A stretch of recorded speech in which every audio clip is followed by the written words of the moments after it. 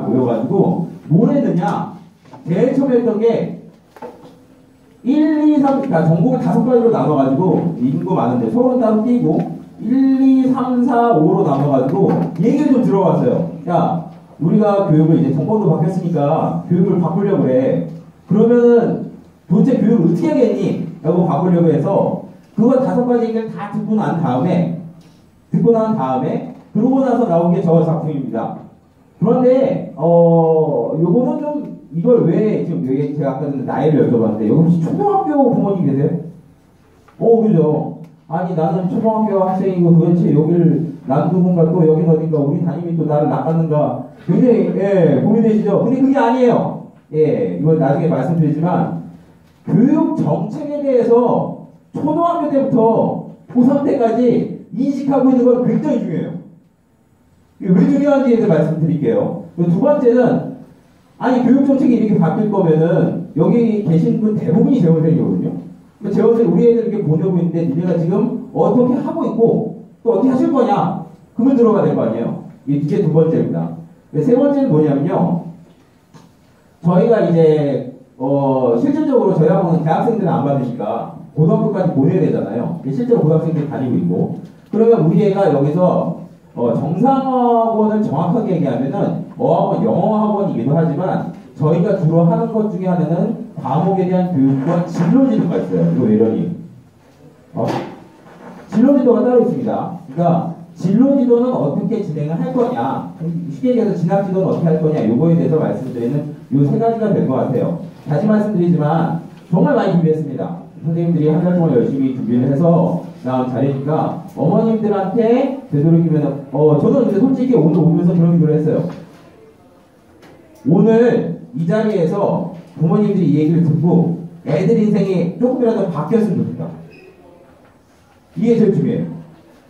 그러니까 여기 계시는 분들 중에서는 이지정서에 바삭하신 분들도 있을 거고 그렇지 않은 분들도 있을 거예요. 심지어 초등학교부터 여기 중3까지 있어요. 이렇게 들리세요? 네. 그냥 입성을 하겠습니다. 이거 마이크로 하니까 너무 정신없는데 여기 계신 분들 중에서는 초등학교부터 중학교 진학하는 이제 고등학교 보내야 되는 애들 엄마들까지 계세요. 근데 중요한 거는 오늘 이 자리에서 뭔가를 들으시고 애들 교육에 대한 생각이 좀 바뀌어서 애들 인생이 바뀌었으면 좋겠어요. 솔직히 여기 계시는 어머니들 인생이 여기 들어도 바뀔 일은 없잖아요. 그죠? 그래서 이 3가지를 준비를 해서 오늘 설명을 진행을 하려고 합니다. 솔직히 말씀드리면 안 짧아요. 안 짧고 중간에 가실 분은 가셔도 좋습니다. 근데 다만 오늘 드린 내용에 대해서 따로 여기 안 오신 분들한테 공제 고르진 않을 거예요. 귀중한 시간 내주셨잖아요. 근데 귀중한 시간을 내주신 만큼 여기 계신 분들이 그만큼 소중한 정보를 가지고 집에 돌아가셔서 자녀한테 하고 나누시고 자녀를 변화시켰으면 좋겠어요. 그게 제 목적입니다. 다행히 여기 자녀도 한 명 와 있네요. 하나님 그냥 껐어요. 자, 그럼 교육 정보부터 이거 제일 반짝반짝하죠. 제가 아까 말씀드렸죠. 여기 초등학교 엄마부터 해가지고 중학, 고등학교 보내려는 엄마들까지 있는데 되게 중요한 것 중에 하나가 교육이 바뀌었대요. 그러면 바뀌기 이전 버전을 알아야 될 거 아니에요. 근데 솔직히 말씀드리면은 여기에 계신 분들의 대부분이 2013년에 뭐가 바뀌었는지 정확하게 지금 수능이 어떻게 돌아가는지 잘 모르세요. 왜 초등학교 엄마부터 중학교 엄마들까지 입시 정보를 알아야 되냐? 결국 자 하나만 예를 들어볼게요. 애들이 다양한 활동을 하면서 다양하게 동아리도 하고 여러 가지 일을 해야 되라는 건 여기 지금 상식이잖아요. 초등학교부터 중학교 때 이게 왜 생긴 것 같아요? 아니 학생부 종합전형이라는 게 2013년에 생겼잖아요. 그러니까 애들을 성적으로만 뽑고 요즘에는 성적으로만 뽑지 않고 애들 여러 가지 특기를 본대. 그러니까 엄마들이 거기서 두두두두 움직이다가 결국은 제일 밑에가 아니고 가장 어디 초등학교 엄마들까지 움직이기 시작하는 거예요. 무슨 뜻이냐? 엄마들의 여러 가지 요원 중에서 한 가지가 이겠어요. 우리 애를 도대체 어떻게 키워야 되냐? 교육적으로. 그냥 화끈하게 얼마면 돼? 그래도 이거 확 맡기면 상관이 없겠는데 그게 아니잖아요. 부모도 알아야 된다니까요. 제가 오늘 보내드린 안내문까지 제가 다 직접 제작한 건데 어머님한테 들었던 말씀이 그거예요. 아는 만큼 애가 큰다. 진짜요. 남한테 맡길 문제가 아니라니까요. 이게 무슨 가족 수선하는 문제가 아니잖아요. 아이에 대한 문제이기 때문에 아는 만큼 애가 큽니다. 그러니까 기본적으로 자 오늘 이 입시 정보를 말씀드릴 때 이게 언제 적용이 되냐 2022학년도 입시 그러니까 정확하게 2021년 지금 중3들이 고등학교 고3 올라갈 때 수능 볼 때 적용되는 것들이에요. 그러니까 이걸 왜 이렇게 강조를 튀기면서 침튀기면서 강조를 하느냐 이걸 알아두셔야지 나중에 바뀌더라도 아 이게 이렇게 바뀌었네 라고 아실 수가 있는 거예요. 그래서 초등학교 엄마도 고등학교 엄마도 다 이걸 알아두셔야 됩니다. 아니 뭐가 오리지널을 알아야지 뭐가 바뀌는지 알고 대처를 할 거잖아요. 제가 어떤 부분이 바뀌었는지는 김영란 교육소통위원장이 이걸 만들어내기까지 그 과정이 있던 거 아세요? 국민공청회가 있었어요. 뭐가 있었냐면은 교육위원회 홈페이지에다가 이 안을 띄워놓고 국민 여러분 이게 좋아요 싫어요 하고 투표도 했습니다. 이거 혹시 아시는 분? 혹시 투표하신 분? 저는 했습니다. 예, 이게 그냥 어느 날 갑자기 떵떵하고 나타난 게 아니에요. 기본적으로 5대 광역시에서 5대 권역에서 다 돌아다니면서 의견 받고 그냥 박터지게 싸우고 특히 수학과는 엄청 싸웠죠. 박터지게 싸우고 나서 이 박터지게 싸운 내용을 전문가 자문을 받고 전문가 자문 받은 다음에 국민 홈페이지에 올려가지고 국민들한테 계속 얘기를 했어요. 투표하세요, 투표하세요, 투표하세요. 투표 많이 했습니다. 제가 알기로 그때 투표한 사람이 170만 명이 넘어요. 근데 그렇게 해서 결정된 내용인데 중요한 거는 이거를 지금 계시는 제가 이건 말씀드려요. 올해도 교육소통위원회가 돌아갑니다.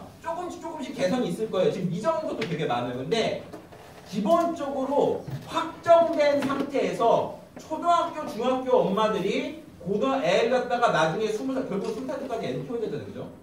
20살 때까지 애를 어떤 방향으로 키워야 되느냐만 정리를 한 거예요. 원안 자체는 원안 자체 PDF가 370페이지가 넘어요. 그러니까 그걸 갖다가 정리해서 좀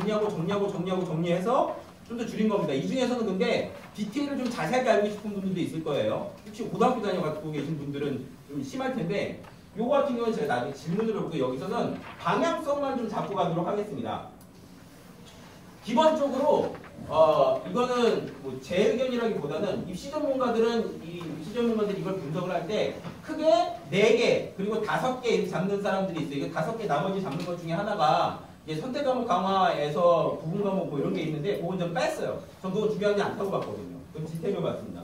크게 대입대표에 아이를 어떻게 키워야 되는가 우리의 19살까지 어떻게 키워야 되는가 방향성은 3가지로 나눠졌어요. 학생 중심으로 공정하고 단순하게 여기서 보시면은 학생 중심이랑 공정은 2013년도 입학 개정할 때도 다 있던 얘기입니다.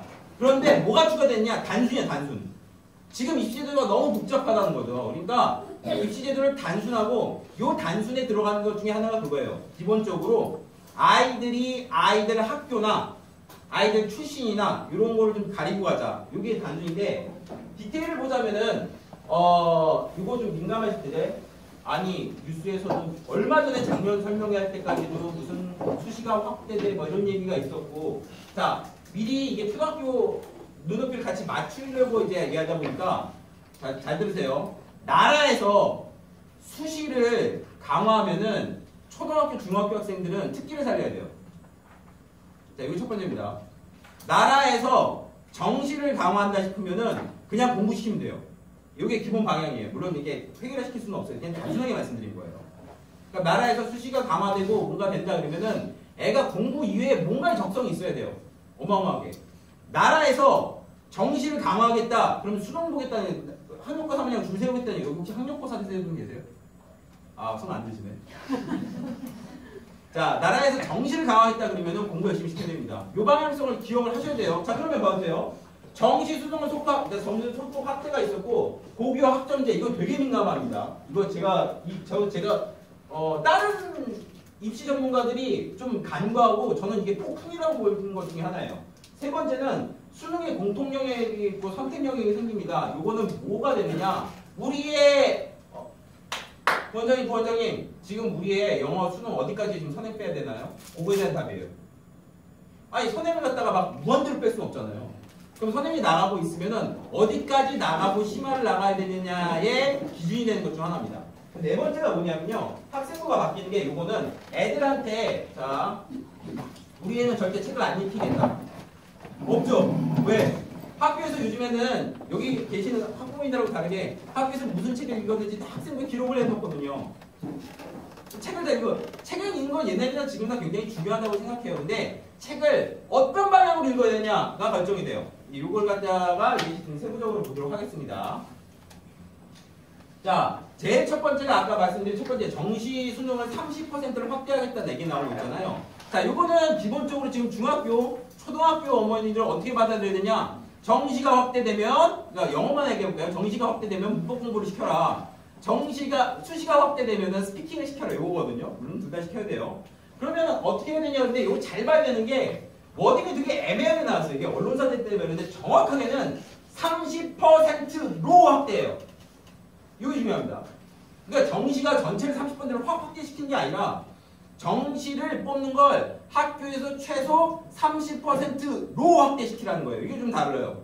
그래서 어떻게 되느냐? 그래서 제가 이거를 서울대부터 되게 문과는 이게 참 정말 죄송합니다. 저는 특정대학에 그런 게 없어요. 그래서 문과는 서연고, 서성한, 중경외시 혹은 경중외시 뭐 이런 식으로 라인을 잡고 다음에 이과 같은 경우는 카포디지, 서연고, 의대 빼고 의대도 또 위로 잡고 이렇게 잡거든요. 그것 중에서 몇 가지만 좀 정리를 해본 거예요. 그러면은 도대체 정시가 늘어난다는데 몇 명 늘어나냐는 거죠. 몇 명. 그래서 그걸 갖다가 다 이걸 갖다가 2019년, 2018, 그러니까 2019 입학 기준으로 다 세봤어요. 일일이 세보니까 자 보세요. 예를 들어볼게요. 서울대 좋네요. 서울대는 이거 보신 표를 제가 자료를 드리는 이유가 제일 중요한 게 저는 이 자료를 가지고 와우 내가 우리 선생님들이 한 달 동안 이거 열심히 이거 자랑하려고 만든 게 아닙니다. 중요한 거 저는 이거 안 보고도 안다니까요. 근데 여기 계신 분들이 오늘 집에 가셔가지고 야 일로 와봐. 야, 앉아봐. 그래가지고 너 이거 애들한테 얘기를 해주셔야 돼요. 그건 제가 한 게 아니에요. 물론 학원 선생님들도 하시지만 결국 되게 중요한 거는 여기 계신 분들이 애하고 얘기를 나눠야 돼요. 딴 얘기 한번 해볼까요? 애들이 사춘기가 돼서 나랑 대화를 끊고 있다. 그거 사춘기 탓으로 돌리시죠. 그게 진짜 사춘기 때문인 것 같아요.